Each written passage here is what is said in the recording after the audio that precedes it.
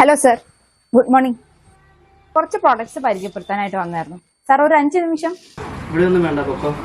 ഇല്ല sir, sir വാങ്ങിക്കണ്ട. Sir ഒന്ന് just കണ്ടാ മതി. ഞാൻ വാങ്ങിക്കുന്നില്ല, പിന്നെ എന്തിനാ കാണുന്നത്? നിങ്ങൾ പൊക്കോ.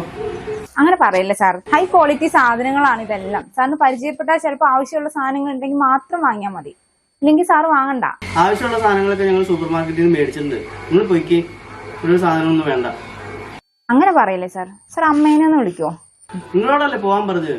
ഇവിടെ അമ്മയൊന്നുമില്ല, ഒരു സാധനവും വേണ്ട, പൊക്കോ. Oh sorry sorry sir. Okay okay okay. മോളെ, അയ്യോ ഇനി എന്നെ കാണാണ്ട് പോവുകയാണോ? ആ അമ്മേ. അയ്യോ മോള് കേറി വാ. അല്ല അമ്മ, ഞാൻ ഒരു മടി പോലെ.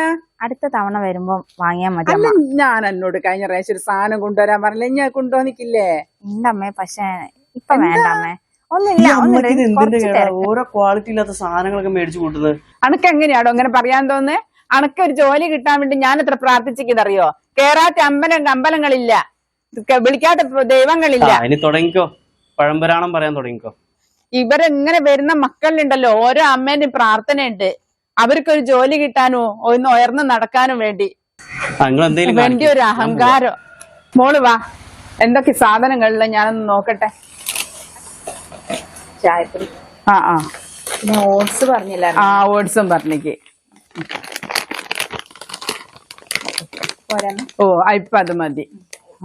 അടുത്ത പ്രാവശ്യം വരണം കേട്ടോ. ആളുകൾ അങ്ങനെയൊക്കെ പറയാം, അതൊന്നും കാര്യാക്കണ്ട കേട്ടോ. എന്നാ ഞാൻ പോട്ടെ അമ്മ. പൈസ ഞാൻ ഗൂഗിൾ പേ ചെയ്യാട്ടോ.